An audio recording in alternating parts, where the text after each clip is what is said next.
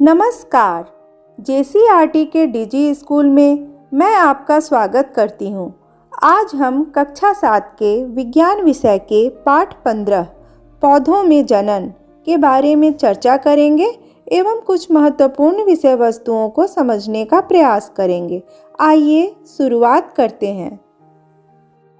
इस पाठ में हम जानेंगे जनन क्या है, पौधे के विभिन्न भागों के विषय में, जनन के प्रकार और अलैंगिक जनन की विधियां। प्रिय विद्यार्थियों, तस्वीर में आप क्या देख रहे हैं? जी हाँ, तस्वीर में आप कुछ जानवरों को उनके बच्चों के साथ देख रहे हैं, जैसे मुर्गी चूजे के साथ है, गाय बछड़े के साथ, बकरी मेमने के साथ और इसी प्रकार कुत्ता, हाथी और बाघ भी अपने बच्चों के साथ हैं। हम देखते हैं सभी जीव अपने ही समान जीवों को उत्पन्न करते हैं। प्यारे बच्चों, जनन वह जैव प्रक्रिया है जिसके द्वारा सभी प्राणी अपने ही जैसे जीवों की उत्पत्ति करते हैं। आइए पौधे के विभिन्न भागों को पहचानने की कोशिश करते हैं। ये है जड़, तना, पत्तियाँ और फूल। आइए अब हम दूसरे पौधे को देखते हैं। इसमें है जड़, तना और पत्तियाँ। अब हम अरहर के पौधे के अलग अलग भागों को देखते हैं। ये है जड़, तना और पत्तियाँ, फूल और फल। आपने देखा पौधों के विभिन्न भाग, इन्हें दो भागों में बांटा गया है। पहला कायिक भाग, सभी पौधों में जड़, तना तथा पत्तियां होती हैं। ये संरचनाएं पौधे के कायिक अंग कहलाते हैं। दूसरा प्रजनक भाग, पौधों में एक निश्चित सीमा के बाद फूल लगने शुरू हो जाते हैं। फूल पौधों के प्रजनक भाग कहलाते हैं। क्या आप जानते हैं कि जनन के बाद फूलों से क्या बनते हैं? प्रजनन के बाद फूलों से फल बनते हैं। हम फल खाने के बाद सामान्यतः बीजों को फेंक देते हैं। क्या बीज कुछ नया उत्पन्न करते हैं? जी हाँ, फलों में बीज होते हैं। अनुकूल वातावरण मिलने पर बीज अंकुरित होकर नए पौधे बनाते हैं। क्या आपने कभी आलू, गुलाब और गन्ने के बीज देखे हैं? अगर नहीं, तो ये पौधे किस प्रकार नए पौधों को उत्पन्न करते हैं? क्या कुछ पौधे बिना बीजों के ही नए पौधे उत्पन्न करते हैं? प्रिय विद्यार्थियों, हमने देखा कि कुछ पौधे बिना बीजों के ही नए पौधों को उत्पन्न कर सकते हैं। यह प्रक्रिया अलैंगिक जनन कहलाती है, जबकि कुछ पौधों जैसे सरसों, पपीता, मक्का आदि में नए पौधे बीजों से प्राप्त होते हैं। यह प्रक्रिया लैंगिक जनन कहलाती है।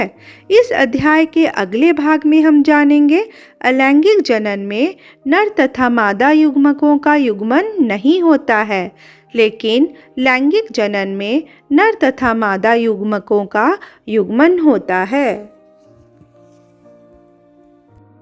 अलैंगिक जनन की विधियां हैं। पहला कायिक प्रवर्धन, दूसरा खंडन, तीसरा मुकुलन, चौथा बीजाणु जनन।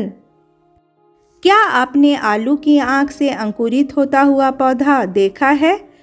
ये आलू की आँख है और उनसे यह अंकुरित होता हुआ पौधा। आलू, प्याज, लहसुन, अदरक ये सभी भूमिगत तने के रूप हैं। क्या आपने ब्रायोफाइलम की पत्तियों से नए पौधों को निकलते ये देखा है? इन पत्तियों के किनारे पर खांचे होती हैं। इन खांचों में स्थित कली से जड़ें निकलती हैं। ये जड़ें पत्ते से अलग होकर नए पौधों के रूप में विकसित होती है। कुछ पौधे के तने की गांठों से जड़ें निकलती हैं। जैसे गन्ने, पुदीना तथा घास, जो कि नए पौधे में विकसित होते हैं। इस प्रकार के तने भूपृष्ठीय तने कहलाते हैं। प्रिय विद्यार्थियों, हमने पौधों के भागों का अवलोकन किया और यह जाना कि कुछ पौधे बिना बीज के ही नए पौधे उत्पन्न करते हैं। पौधे अपने कायिक अंग जैसे जड़, तना और पत्तियों द्वारा नए पौधों को उत्पन्न करते हैं। यह प्रक्रिया कायिक जनन कहलाती है। कायिक जनन की प्राकृतिक विधियों से नए पौधे उत्पन्न होते हैं। पहला जड़ों द्वारा, दूसरा भूमिगत तनों द्वारा, तीसरा भूपृष्ठीय तनों द्वारा और चौथा पत्तियों द्वारा। प्यारे बच्चों, कायिक जनन की कृत्रिम विधि है कलम या कटिंग लगाना। आपने गुलाब के पौधे देखे होंगे।